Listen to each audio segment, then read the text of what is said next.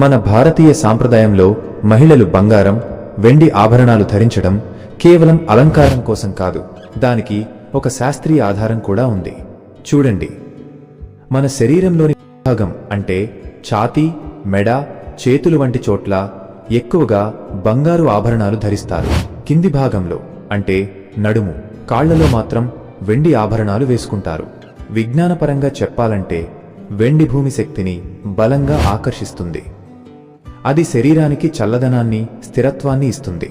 అందుకే కాళ్ల దగ్గర అంటే భూమికి దగ్గరగా ఉన్న చోట్ల వెండి ధరించడం శరీర శక్తిని సమతౌల్యంగా ఉంచుతుంది.